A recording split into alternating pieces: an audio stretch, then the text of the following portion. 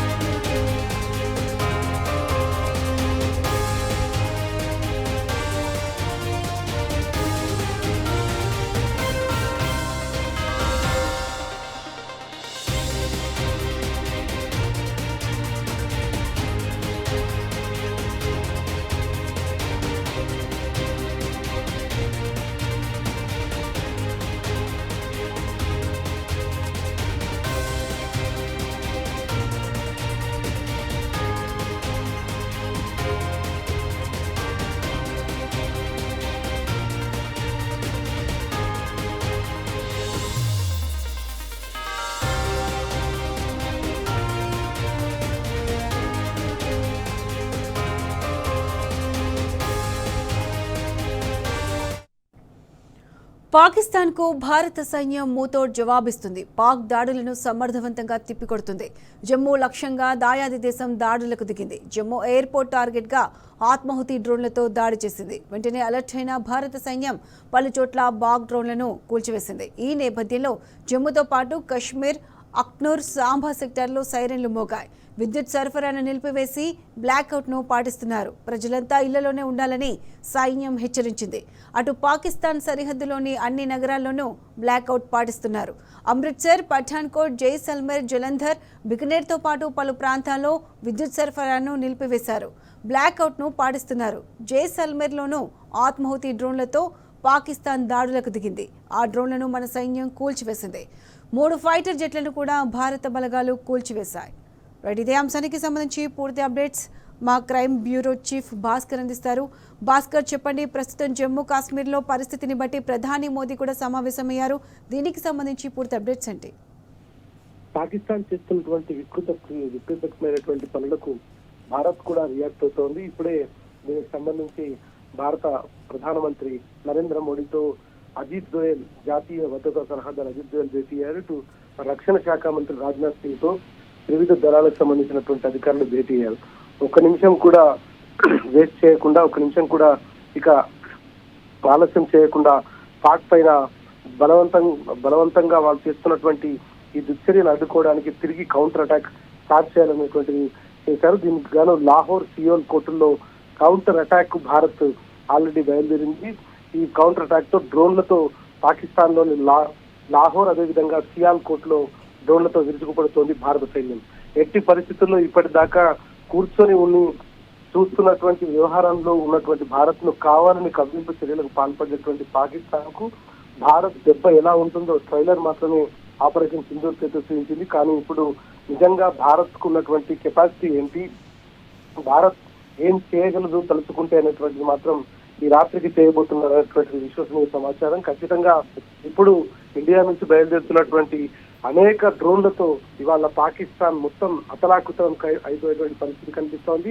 దీనికి గాను ఒక అత్యంత కీలక సమావేశం జరుగుతా ఉంది. ప్రధానమంత్రి నరేంద్ర మోడీతో పాటు అజిత్ దోవల్ వీళ్ళిద్దరూ ఇక్కడ సమావేశం జరుగుతుండగానే త్రివిధ దళాలకు సంబంధించినటువంటి అధికారులతో రాజ్నాథ్ సింగ్ సమావేశమయ్యారు. ఎప్పటికప్పుడు కోఆర్డినేట్ చేస్తున్నారు అందరూ.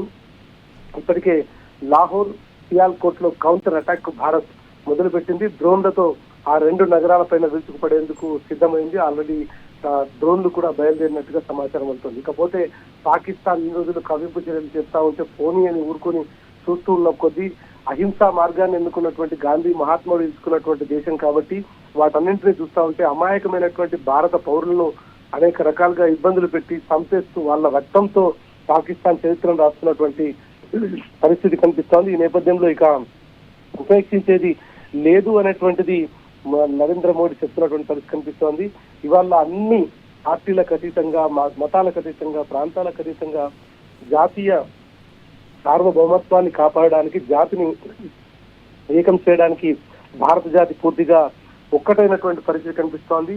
పాకిస్తాన్ లో ఉన్నటువంటి అనేక మంది అమాయకులను కావాలని ఇబ్బంది పెట్టే విధంగా టెర్రరిజం వైపు తీసుకెళ్లి అనేక రకాలుగా ఆశ చూపించి వారిని భారత్ పైన తీసుకొచ్చి దాడి చేపిస్తున్నటువంటి నేపథ్యంలో ఇవాళ జరుగుతున్నటువంటి పరిణామాలపైన ముందుగానే అన్ని దేశాలతో, అమెరికాతో సహా అన్ని దేశాలకు ఎప్పటికప్పుడు తమ వివరణ అందించినటువంటి భారత్ వైపు ఇప్పటికే అమెరికా నిలబడేటువంటి అవకాశం కనిపిస్తోంది. కొద్దిసేపటి క్రితమే పాక్ ప్రధానమంత్రికి అమెరికా విదేశాంగ శాఖ నుంచి ఫోన్ కాల్ కూడా వెళ్ళింది. వెంటనే మీరు ఇటువంటి పనులను ఆపివేయాలి, మేము చర్చల ద్వారా దీన్ని సెటిల్ చేస్తాం, మీరు ఇట్లాంటివి వ్యవహారాలు చేయకూడదు అని చెప్పుకొచ్చారు. కానీ పాకిస్తాన్ నుంచి ఎట్లాంటి సమాధానం రాలేదు. కానీ అమెరికా ముందు నుంచి చెప్తోంది, ఒకవేళ యుద్ధం అనేది తప్పదు అనేటువంటి పరిస్థితుల్లో ఖచ్చితంగా భారతదేశం వైపు అమెరికా నిలబడుతుంది అనేటువంటిది ముందుగా చెప్పుకొచ్చింది.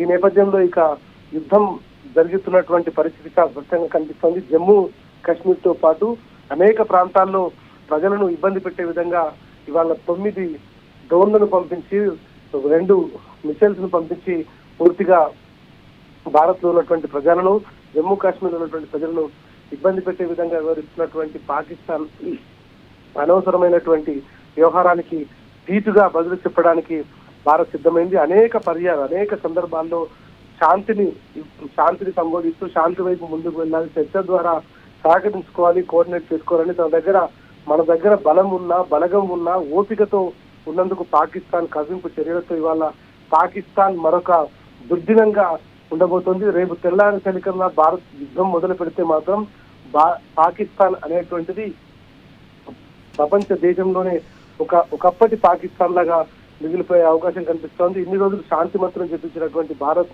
ఇవాళ యుద్ధం వైపు అడుగులు వేయడానికి పూర్తిగా సన్నద్ధమైనటువంటి పరిస్థితి కనిపిస్తోంది. ఇవాళ జరిగినటువంటి దాడి ఏదైతే ఉందో ఈ దాడిని తీవ్రంగా పరిగణిస్తున్నటువంటి సందర్భంలో ఇప్పటికే అనేక మంది తమ పౌరులను కోల్పోయినటువంటి భారత ప్రభుత్వం ఎట్టి పరిస్థితుల్లో ఇంకా ఒక్క ప్రాణం కూడా పోవడానికి సిద్ధంగా లేదు. ఇటు ఎప్పటికప్పుడు అధికారులతో చర్చలు జరుపుతున్నటువంటి మీద ఇవాళ రాత్రికి ఒక ఇంపార్టెంట్ అనౌన్స్మెంట్ అయితే వచ్చే అవకాశం కనిపిస్తా ఉంది. ఈ నేపథ్యంలో ప్రస్తుతానికైతే మొత్తం 6 చోట్ల డ్రోన్లతో దాడికి పాల్పడ్డటువంటి పాకిస్తాన్ ని పూర్తిగా కట్టడి చేసి తిరిగి పలు చోట్ల పాకిస్తాన్ డ్రోన్లను కూడా నేలమట్టం చేసినటువంటి భారత సైన్యం విజయవంతంగా వాటన్నింటినీ కూడా కంట్రోల్ చేసింది. ఎక్కడికెక్కడ పూర్తి స్థాయిలో నిర్వహించే ప్రయత్నం కొనసాగింది. ఇటు పంజాబ్ లో జరుగుతున్నటువంటి ధర్మశాల మ్యాచ్ ను కూడా అర్ధాంతరంగా నిలిపివేసి పూర్తిగా అభిమానులందరినీ జాగ్రత్తగా ఇళ్లకి పంపించడం జరిగింది. ఇక ఎక్కడ ఎప్పుడు ఏం జరుగుతుందో అనేటువంటి నేపథ్యంలో ముందుగానే కేంద్ర నిఘా వర్గాలు హెచ్చరించినటువంటి నేపథ్యంలో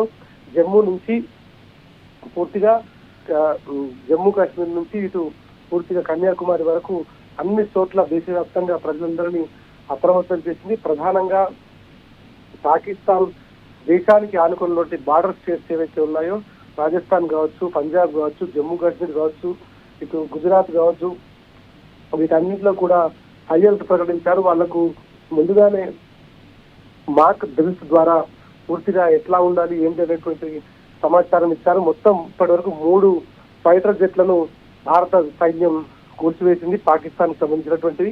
ఇక వాళ్ళు చేస్తున్న అటాక్ ను ఏ ఒక్క నిమిషం కూడా టాలరేట్ చేయడానికి సిద్ధంగా లేదు. ఇప్పటి వరకు అన్ని రకాలుగా అందరి దగ్గరికి వెళ్లి చెప్పినటువంటి నేపథ్యంలో తమ దగ్గర బలగం ఉందని ఎక్కడా కూడా ముందుగా చూపించుకోకుండా శాంతి మంత్రాన్ని చెప్పించినటువంటి భారతదేశానికి ఇవాళ కావాలని మరోసారి ఇంతమంది ప్రాణాలు కోల్పోయిన సందర్భంలో కవ్వింపు చర్యలు పాల్పడుతూ మళ్ళీ యుద్ధాన్ని వైపు తీసుకెళ్లడానికి పాకిస్తాన్ ప్రేరేపిస్తుంది. కానీ భారత సైన్యం, భారత ప్రభుత్వం తలుచుకుంటే పాకిస్తాన్ ఒక్క నిమిషం కూడా అక్కడ ఉండలేదు అనేటువంటిది, నిలబడలేదు అనేటువంటిది చాలా స్పష్టం. ఇక ఇప్పటికే ప్రజలను కాపాడుకోవాల్సినటువంటి అవసరం ఉంది కాబట్టి అందరినీ సురక్షిత ప్రాంతాలకు తరలించినటువంటి అధికారులు ప్రస్తుతానికి మరి కాసేపట్లో ఒక సమావేశం జరుగుతోంది కాబట్టి ఈ సమావేశం అనంతరం ఖచ్చితంగా ఒక క్లారిటీ వచ్చే అవకాశం కనిపిస్తోంది. ఇవాళ ఇప్పటికే లాహోర్ లాంటి ప్రాంతాల్లో పూర్తిగా ఈ ఇష్యూకి సంబంధించి లాహోర్ సియోల్ కోర్టులో కౌంటర్ అటాక్ కు భారత్ ప్రారంభించింది. డ్రోన్లతో పాకిస్తాన్ వైపు విరుచుపడడానికి బయలుదేరింది. ఇక తెల్లారేసరికల్లా పాకిస్తాన్ ఎట్లా ఉంటుందో ఎక్స్పెక్ట్ చేయొచ్చు. ఒకవేళ పూర్తిగా భారత సైన్యం ఈ యుద్ధం వైపు అడుగులు వేస్తే పాకిస్తాన్ నామరూపాలు లేకుండా పోయే అవకాశం కనిపిస్తోంది. ఈ నేపథ్యంలో పాకిస్తాన్ కు సహకరించేటువంటి కొన్ని దేశాలు కూడా ఉంటాయి.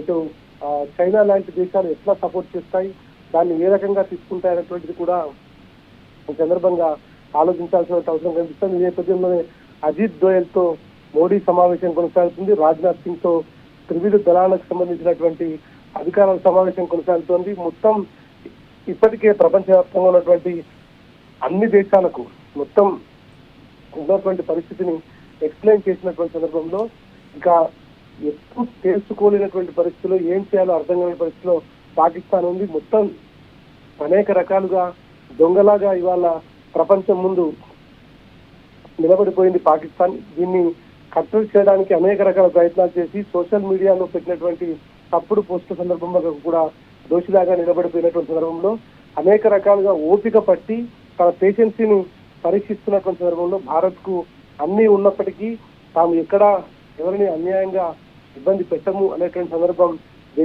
ప్రపంచవ్యాప్తంగా ఉన్నటువంటి అన్ని దేశాలకు చెప్పే ప్రయత్నం చేసింది. అన్ని దేశాల ముందు పాకిస్తాన్ దోషిగా నిలబెట్టినటువంటి వేళ ఇక్కడ పాకిస్తాన్ లోని ప్రభుత్వం కావాలని భారత్ ను ఇబ్బంది పెట్టే విధంగా పాకిస్తాన్ లో ఉన్నటువంటి కొంత ఆర్మీ వ్యవస్థను చూసుకొని ఇట్లాంటి కార్యక్రమాలు చేపడుతున్నటువంటి వేళ ఇప్పుడు ఒక్క ప్రాణం కూడా భారత పౌరుని పోతే చూస్తూ ఊరుకోవడానికి ప్రభుత్వం సిద్ధంగా లేదు. కాబట్టి ఈ సమావేశం జరుగుతూ ఉంది.